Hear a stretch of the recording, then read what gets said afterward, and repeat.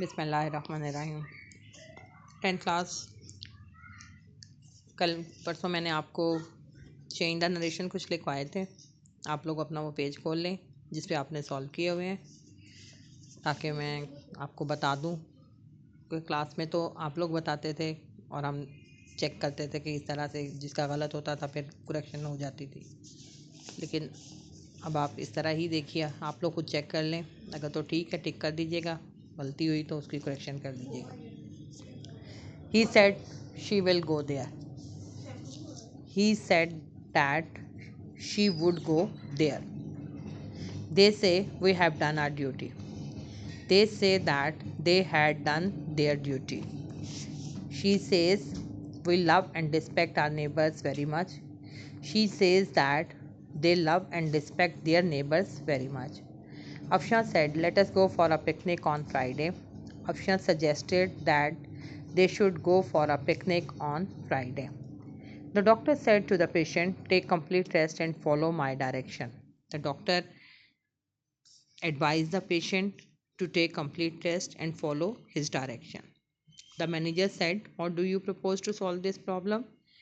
The manager asked, how I proposed to solve that problem.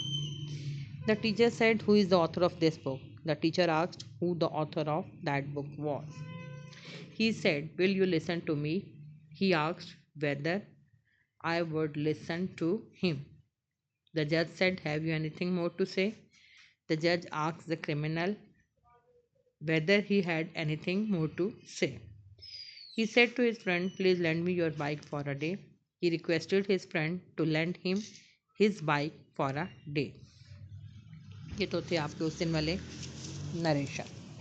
ऐसे मैंने आपको पढ़ाया था, रीडिंग हमने कर ली थी फुल। आज आपने नेक्स्ट हाफ करना है। Some time staying at one place, यहाँ से स्टार्ट करेंगे और एंड तक आप आज लर्न करेंगे। इसके बाद ग्रामर हमारी, मैंने फिगर ऑफ स्पीच आपको बताए थे उस दिन, और प्रोनाउंस का बताया था। अब नेक्स्ट जो आपका है वो है एडजेक्टिव। एडजेक्टिव में यानी अगर एक सेंटेंस में एक से ज़्यादा एडजेक्टिव्स का इस्तेमाल हो तो हम कैसे, उनकी अरेंजमेंट क्या होगी। सबसे पहले वैल्यू, फिर साइज़ होता है, फिर temperature, shape, colour, origin and then material. ये आप लोगों ने किए हुए हैं। जैसे वी सा,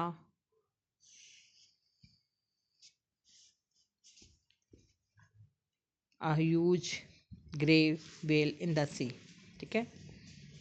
ये सारे आपको पहले करवाए हुए हैं।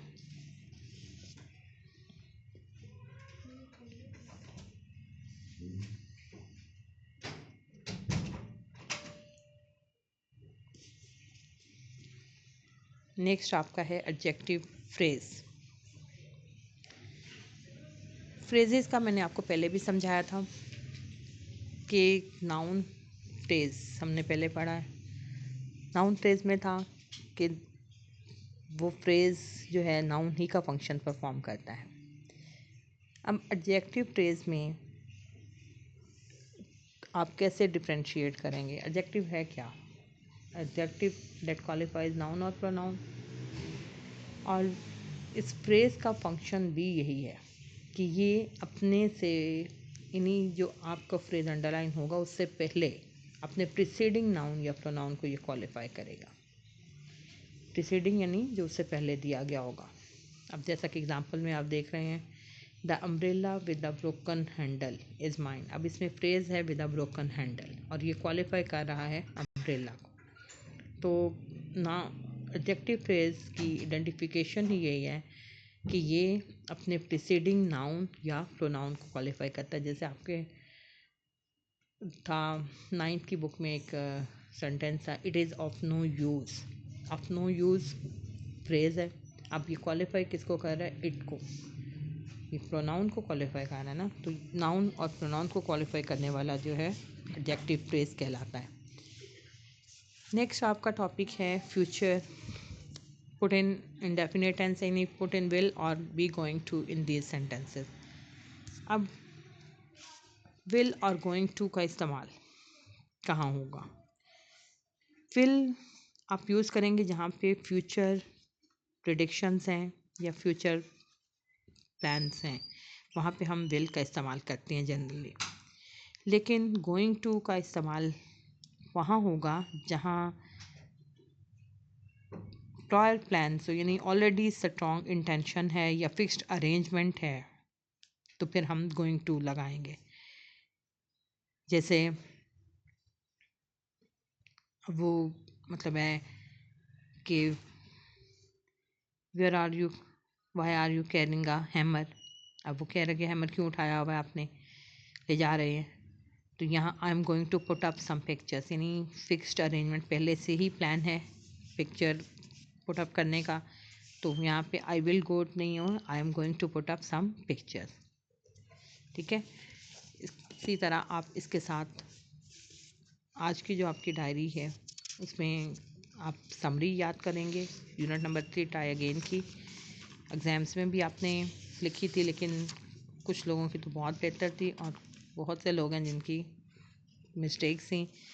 तो कोशिश कीजिएगा कि इसको बहुत अच्छी तरह याद करें।